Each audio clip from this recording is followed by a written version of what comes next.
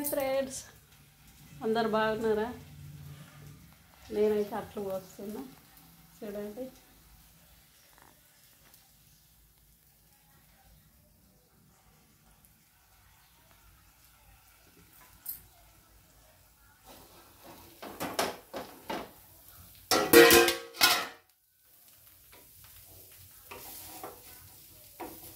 దోశల పెనం మీద పోస్తే వస్తలేవు, అట్లది వేరే ఉంటుందట పెనం. కానీ మా మనమరాలకి ఇక ఏం తింటలేదు, జ్వరం వచ్చిందని కొంచెం వెన్న తింటుందేమో అని పోషిస్తున్నా.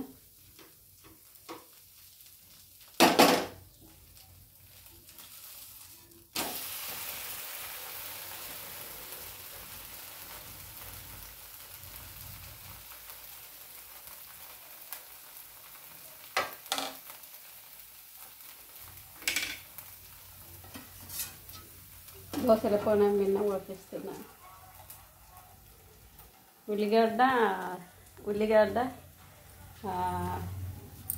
ఎల్లిపాయలు, జీలకర్ర, కొత్తిమీర వేసి మెత్తగా రోట్లో దంచి, బియ్యం పిండి ఉంటుంది కదా, ఒక గిలాసులంత బియ్యం పిండి ఇంత నిరుపొడి వేసి ఉప్పు వేసి ఆ ఎల్లిగడ్డ, జీలకర్ర, కొత్తిమీర అంటే ధనియాలు అంటారు. వీటిని దంచి మెత్తగా ఈ పిండిలో కలుపుకొని ఇట్లా పోసుకోవాలి. అట్లా తిరగాలి, ఇట్లా చూడండి ఫ్రెండ్స్. బాగా పోస్తలేను, ఒక 2-3 అట్లా మంచిగా ఉంటాయి. కానీ పొడి పిండితోటి పోయలేను నేను ఎప్పుడు.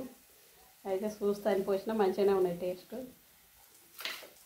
బియ్యం ఎప్పుడు నానబెట్టి గ్రైండర్లో రుబ్బి ఆ ఎల్లిపాయలు, ఉల్లిగడ్డ, జీలకర్ర, ధనియాలు వేసి కొత్తిమీర వేసి పట్టి కొంచెం అంత కలేమాకు కట్ చేసేసి ఇట్లా పిట్లు పోసుకుంటాను. కాకపోతే టైంకి ఇప్పుడు ఏం లేదు, పిల్ల ఏడుస్తుందని ఏం తింటలేదని ఇట్లా చేసిన.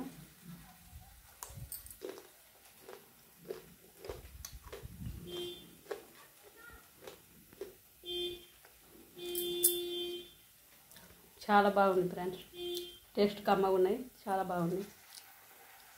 పొడి పిండితోటి చేసిన గారెల పిండితోటి. ఇంకా బియ్యం నానబెట్టి పోసుకుంటే చాలా బాగుంటుంది పిట్లు.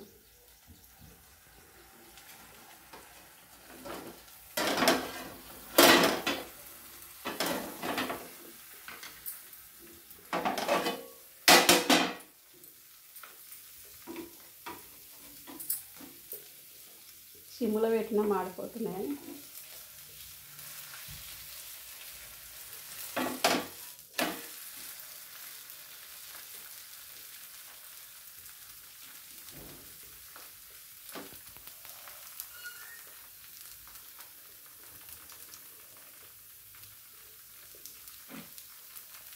ఇది వేరే ఉంటుంది పెనం, మనం అట్లు పోసుకునేది. కాకపోతే ఇక దోశల పెనం మీద వస్తాయి కదా అని పోసిన నేను. అందరివి అన్నాలు, కూరలు అన్నీ అయినాయా?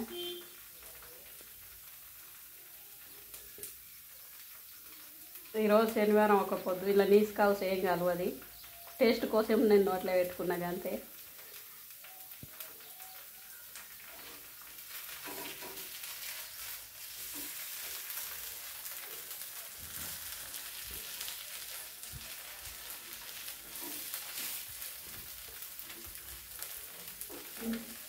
ఈ కట్టెతోటే తీసుకోవాలి దోశల పెనం మీద. వేరే చెంచాకి ఇట్లా వాడితే అయితే దోశల పెనం ఖరాబ్ అవుతుంది.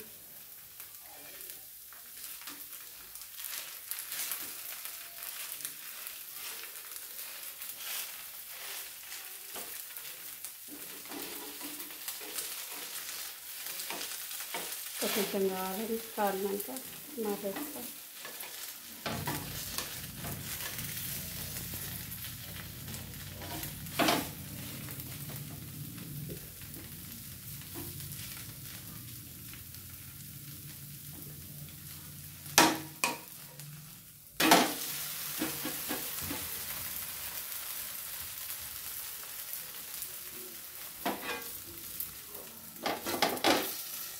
మంచిగా ఉడుకుతుంది అట్లా మూత పెడితే అని అట్లా మూత పెడుతున్నా.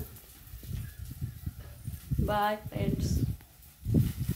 లైక్ చేయండి, షేర్ చేయండి, సబ్స్క్రైబ్ చేసుకోండి. బాయ్ ఉంటున్నా. మీ Rajeshwari, Akula Rajeshwari. Please friends like చేయండి.